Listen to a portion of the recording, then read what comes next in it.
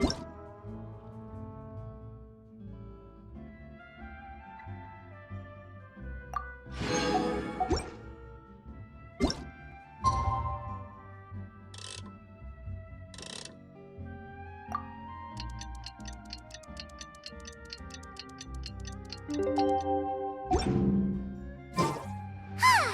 filming time again! Our schedule is jam-packed for the next couple of days, too. We've got so many different locations and sets to cover. Anyway, let's head out and meet up with the others.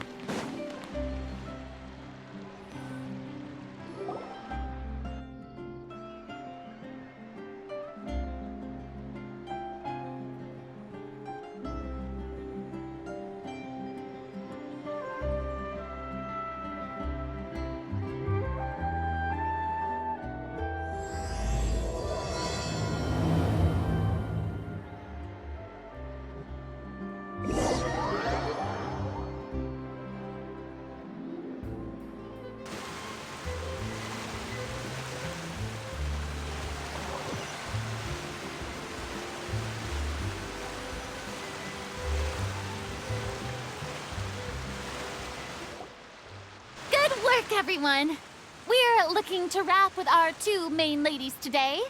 I can already smell our success. What do you mean, looking to wrap?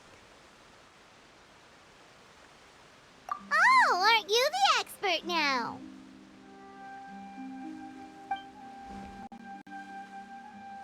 This upcoming scene is the two musketeers' final confrontation with the Baron. There'll be quite a bit of action, but no choreography beyond what we've already rehearsed. Anyway, get ready. Lights, camera, action! The view is beautiful tonight. It reminds me of that fateful night 10 years ago. And now that I've said it, I can even make out the faint fragrance of herbal tea in the air. Enough, villain! It's time that you pay for the death of our mother! My dear Iris, have you forgotten your manners? How can you speak like this to your own father? I'd sooner swallow all of my teeth than call you father. What did I expect? Seems the daughters have turned out to be just as obstinate as their foolish mother. In this world, Mora and status is everything! She thought she could blackmail me using her children and force me to grant her recognition and concessions? Ah, how naive can a woman be? Mother never asked a single thing of you. All she wished was for us to live a peaceful life, just like the others. It was you who personally brewed the poison of prejudice and sent Mother to her death. Compared to that deadly poison, the 2 bullets that will soon pierce through your heart will be like sweet mercy.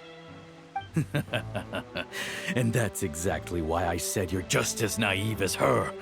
Did you really think 2 muskets would be enough to defeat me? So let's see.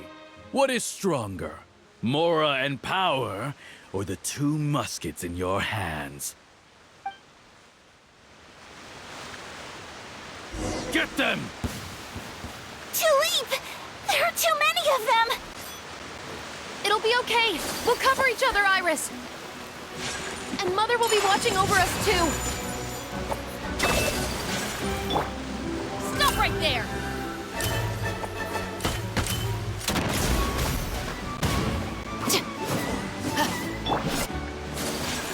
Take flight!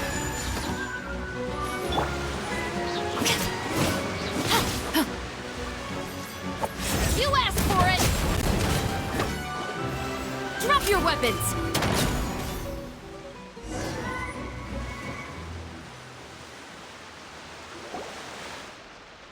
You've lost. To think I'd lose to my own 2 kids. We are no children of yours, and we'll never call that place our home. Then tell me, what did you do all this for? You lost your mother, and will soon kill your father as well. What will you gain in the end, other than sentences for your crimes? We will gain our long-awaited justice.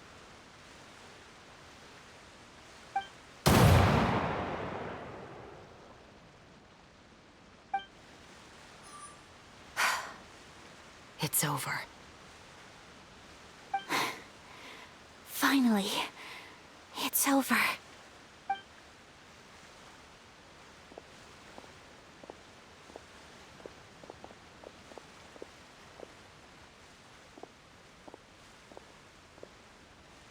So, where will you go now, Tulip?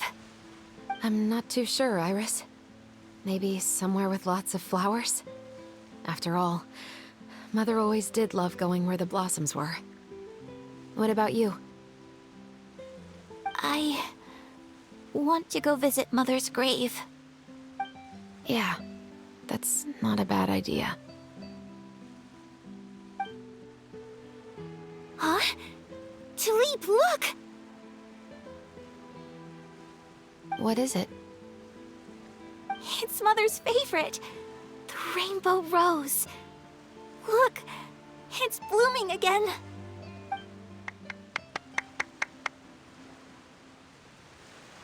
Excellent!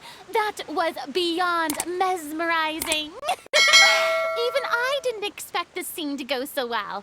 And we got it in a single take. All right, everyone. We've got a wrap for Tulip and Iris. Congratulations, Ayaka and Chevrolet! Thank you. I didn't expect our parts to wrap so quickly. I wish I could savor the experience for just a bit longer. Paimon totally understands. Paimon's not ready to say goodbye to the clapperboard either. Filming has really been a lot of fun. You were great too, Chevrolet.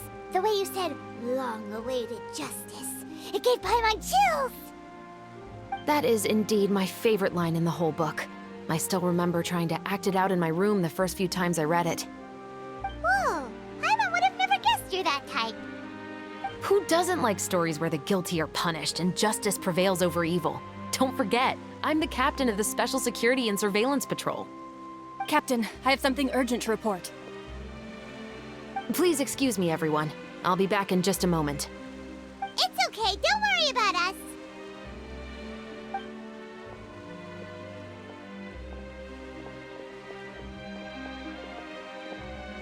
Oh?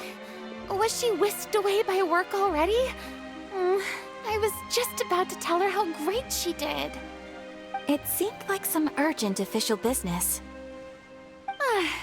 Then perhaps we should thank the stars that we were able to wrap both of your parts so quickly today. Switching around the filming schedule would have been a real pain.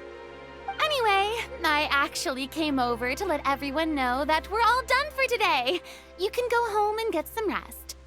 And one last thing, Miss Ayaka. Your acting skills today were immaculate as always. Are you sure you won't consider taking up full-time acting?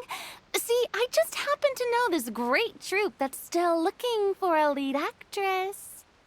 Thank you for your kind words, Director Farina. Unfortunately, there are still many matters that I have to take care of back home at the Yashiro Commission. I cannot remain in Fontaine to pursue an acting career. Nevertheless, I will make sure to treasure this incredible opportunity in my heart.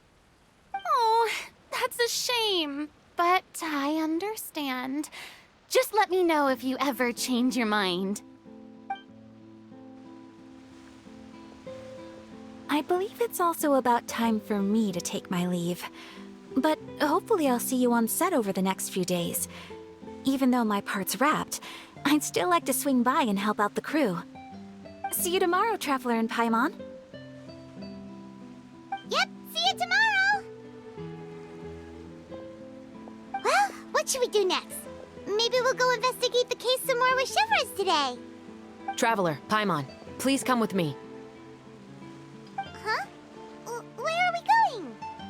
You could say that our ship has finally chanced upon one of those small, remote islands of intel.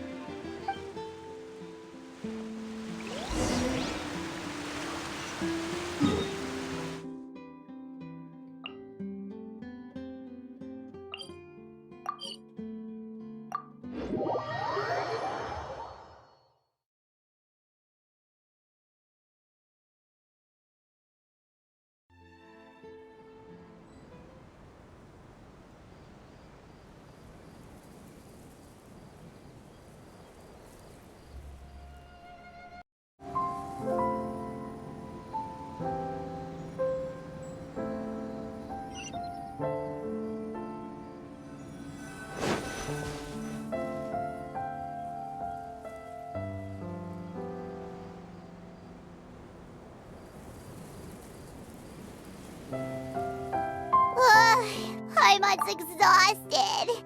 Paimon definitely didn't expect having to float this far after a full day of filming.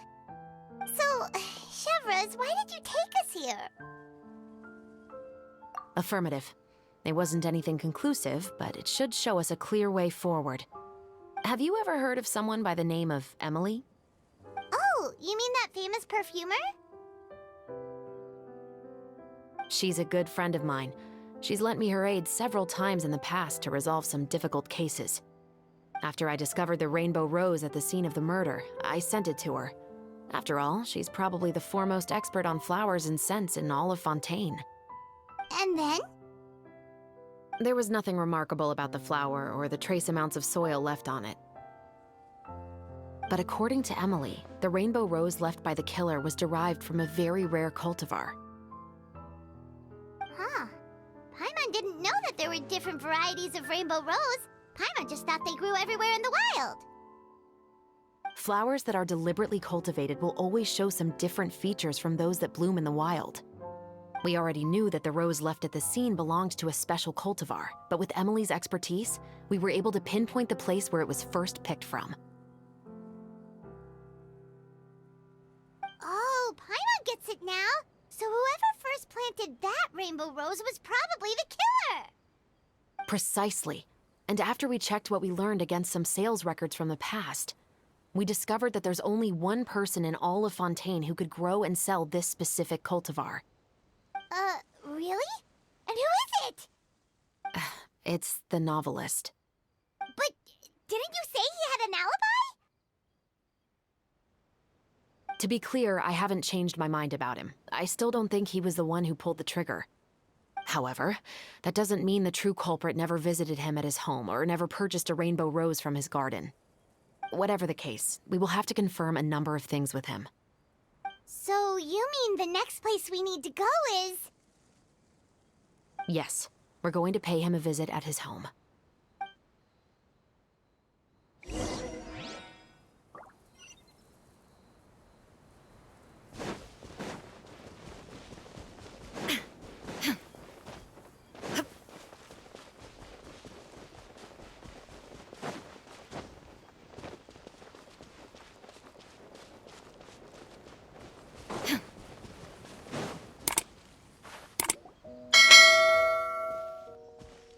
That should be his house.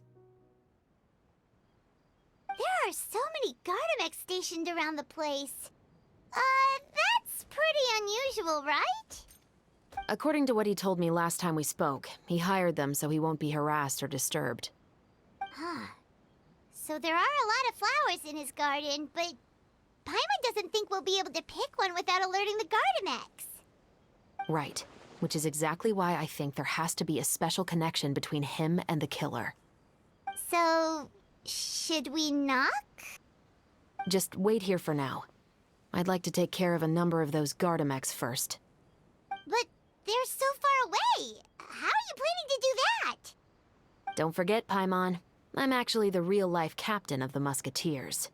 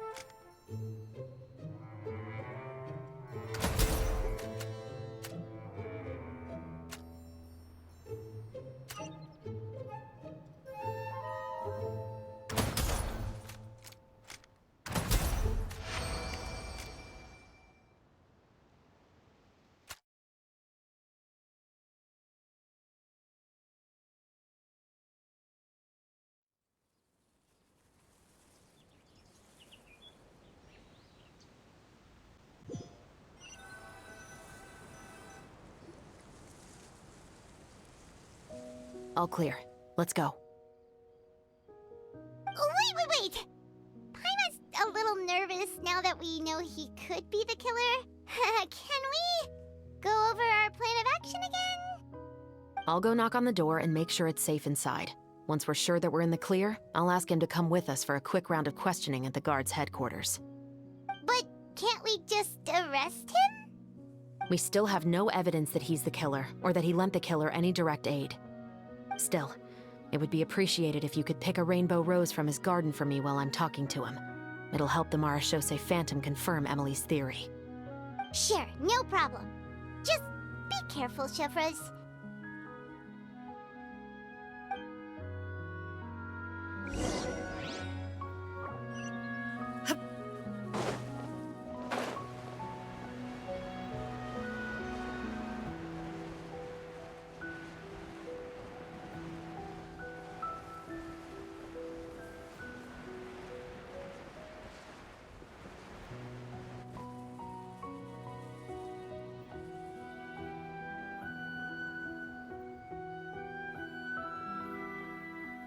Excuse me, Mr. Baptiste, are you home? Who could it be at this hour? Oh, it's you, Officer Chevres. Would you mind accompanying me to the guard's headquarters, Mr. Baptiste? We would like to ask you some questions about a case. Oh, is it still regarding the murder case from before? I cannot confirm or deny that at this time. So it is then. Listen, I need you to come with me, Mr. Baptiste. Miss Chevres, I'll save you the trouble. Oh, and you two over there? There's no need for you to pick my flowers either. It's not time for them to bloom yet. Oh! Okay.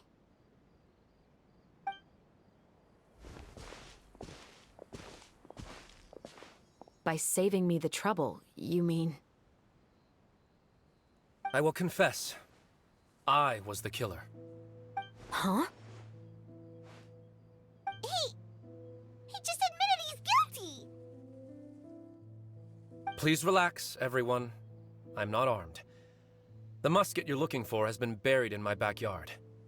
Then it's my responsibility to inform you, Mr. Baptiste, that everything you say right now will be used as evidence for the inevitable trial. Yes, I am perfectly aware of that. I must say, I hate this feeling. Oh? Is it because I confessed? Or because you've been proven wrong? Both, I suppose.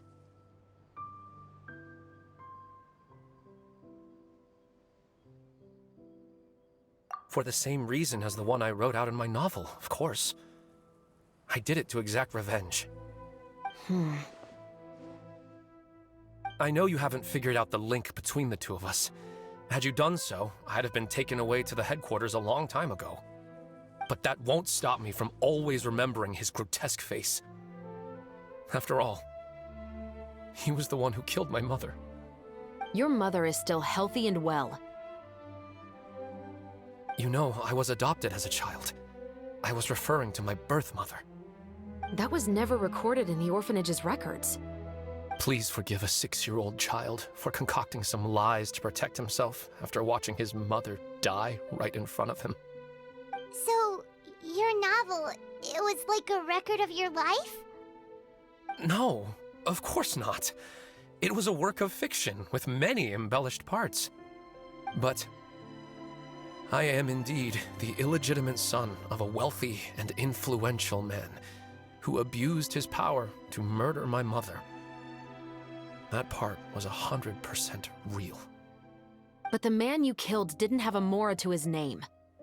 He was a hired assassin, an irredeemable beast who sank his fangs into a defenseless woman just for a few bags of Mora. But if that's really the truth, you wouldn't be telling us any of this now. You still haven't managed to take revenge against your father, the true mastermind behind it all. I never thought I'd hear that kind of thing from the captain of the Special Security and Surveillance Patrol. I'm simply skeptical about your motives. It's simple, really. I've grown tired of everything and don't want to shoulder this burden anymore. You may have considered me too soft to pull the trigger. Well, as it turns out, you are exactly right. I've become overwhelmed by the aftermath of the murder. So you're going to call a stop to your revenge, just like that? The true mastermind is too rich and too powerful for me. I've accepted that I will never be able to avenge my mother alone. And so what? The characters in your book never gave up. Now, Officer Shavras, I'm the one who has killed a man, aren't I? Are you trying to convince me to commit another crime? What's your father's name? How do you plan to prove the veracity of all of your claims? Well, I'd like to speak with you privately. Sure. Why don't we speak privately at the guard's headquarters? No, it has to be here. I must ensure that we won't be overheard. Fine. Let's talk here. When I said won't be overheard, I meant by anyone. I would like to speak with you and you alone.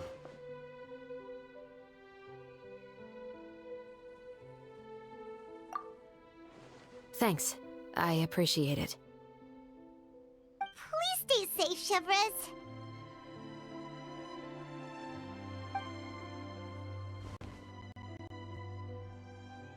All right. Let's hear it.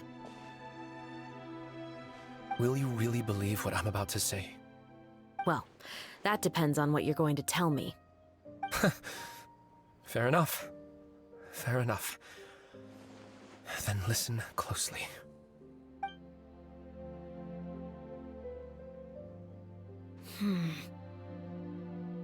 So that's how it's all connected. So, it seems you believe me after all. Do you want me to go public with this? No, of course not. At least, not right now. Then why did you bother telling me? You've read my work. What do you think? Even if you were to go public with all of this right now, he'd simply deny everything. It's been too long. Almost 20 years. Anything that could be used as evidence has long faded away. Even if there might have been a solitary island of truth once upon a time, it has long sunk beneath the waves by now. Justice will never find him. Not if you don't try. I know that as the captain of the Special Security and Surveillance Patrol, you will always stand on the side of justice. But do you really think a cushy life in prison really constitutes justice for him? I bet he could lead an extremely comfortable life in the fortress of Meripede. What are you trying to say? I've been observing you from a distance. Your portrayal of the musketeer was exquisite. Pull the trigger of justice against him. Let the villain get what he deserves. You want me to let you go so you may complete your revenge? No, Officer Shavras. I know that would be impossible. No. What I'd like is for you to perform the deed on my behalf.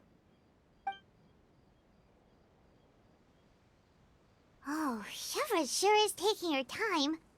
What could they be talking about anyway? Oh, Paimon's worried. What if he decided to attack her?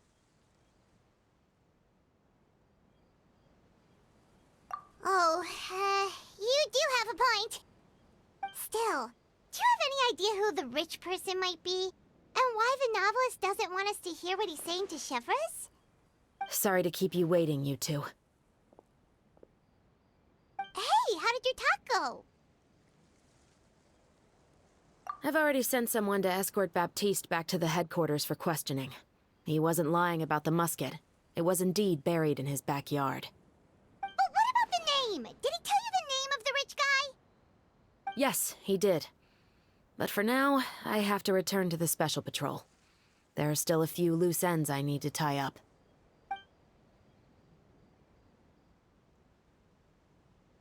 I'll probably be quite busy over the next few days, so apologies if you don't see me on set. All right, Paimon understands if you can't tell us everything you know.